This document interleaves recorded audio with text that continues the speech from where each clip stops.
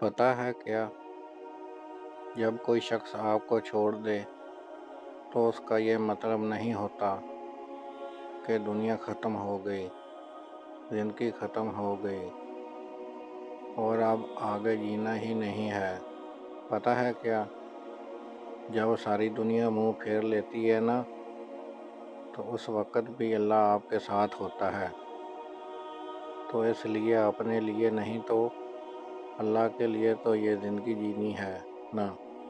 زندگی ختم تو نہیں ہوئی، کیوں نہیں سمجھتے؟ اللہ نے وقت مقرر کر رکھا ہے ہر چیز کا۔ اللہ تمہیں جس چیز کی حقیقت دکھا کر اسے تم سے دور کر رہا ہوتا ہے، اس پہ تمہارا گلہ کرنا بنتا ہی نہیں۔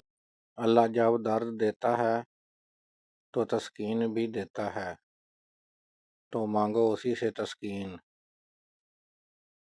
صبر اور اس کی مدد، پھر دیکھنا تم رحمان کو رحیم پاؤ گے۔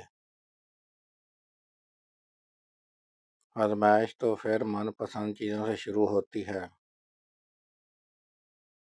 اور جب ہم رو کر اللہ سے کسی ایسے شخص کو مانگتے ہیں جس کا ماننا ہمیں ناممکن نظر آ رہا ہوتا ہے، اور جب کوئی تمہیں تکلیف میں اکیلا چھوڑ دے تو جان لو کہ اللہ تمہارے کام کا ذمہ خود لینا چاہتا ہے۔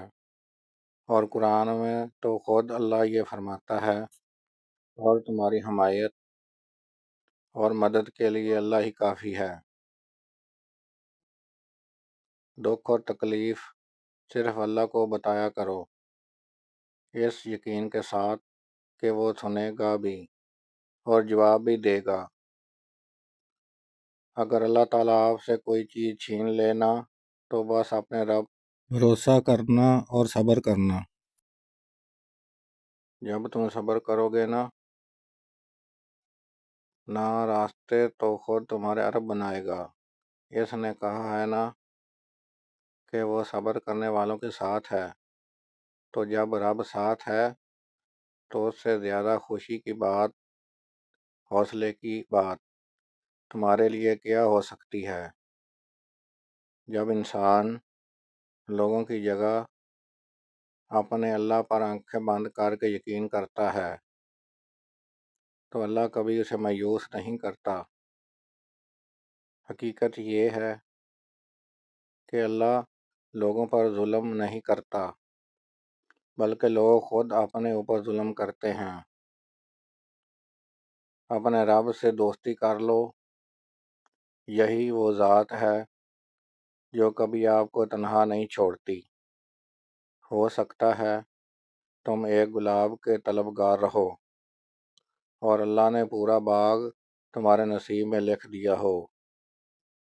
قرآن پاک میں اللہ فرماتا ہے، ہو سکتا ہے ایک چیز تمہیں ناگوار گزرے اور وہی تمہارے لیے بہتر ہو، اور ہو سکتا ہے ایسی چیز تمہیں پسند ہو اور وہی تمہارے لیے بری ہو۔ بے شک اللہ جانتا ہے، تم نہیں جانتے۔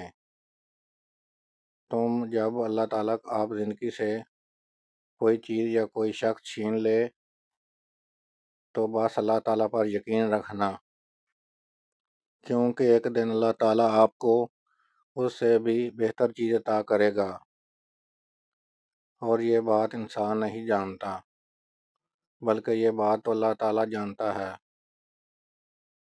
اور سب کچھ اللہ کے سپرد کر دو، اور جس معاملے کو ہم اللہ کے سپرد کر دیتے ہیں اس پر بار بار سوچنا بھی ایمان کی کمزوری ہے۔ جب تم اس کی چاہت کو اپنی چاہت بنا لیتے ہو تو وہ بھی تمہاری چاہت کے لیے کن فرماتا ہے، کن فرما دیتا ہے۔ اگر آپ کو میری بات سمجھ آئے